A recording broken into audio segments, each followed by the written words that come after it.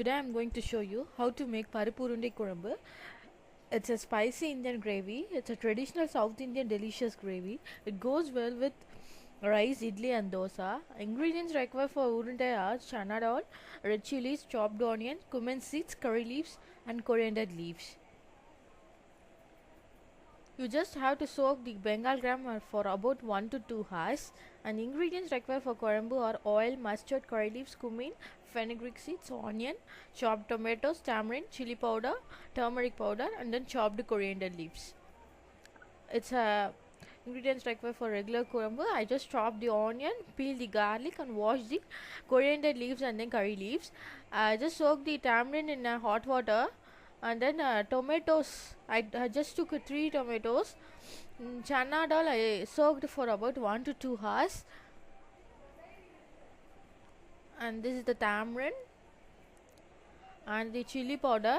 I already mixed the chili powder and coriander powder together. And this is turmeric, fresh turmeric. It's a homemade powder. And this is salt. You can add as per your taste. Now I'm going to show you the mustard seeds, fenugreek seeds, cumin seeds. Now just took a kadai and then heat oil in it. Add mustard, fenugreek seeds and cumin seeds. Allow the mustard to splutter. Then add the onion shallots and the chopped onions and curry leaves. You will get like this. I just used the mud pot. It's commonly known as chatti in southern parts of India. Now when the onion changes its color, just add the tomatoes. Fry till they turn mashy.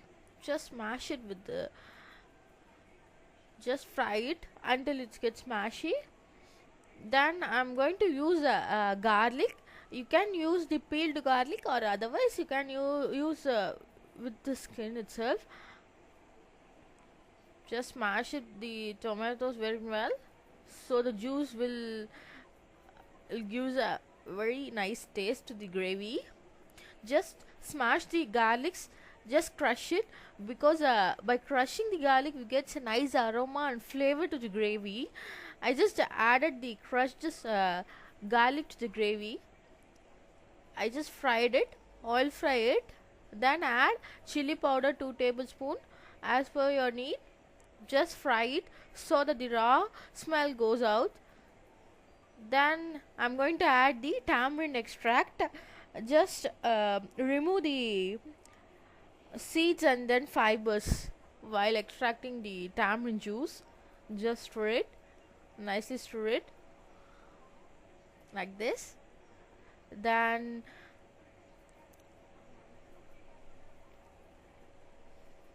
I have to add salt. That's it's a regular Karakurambu procedure.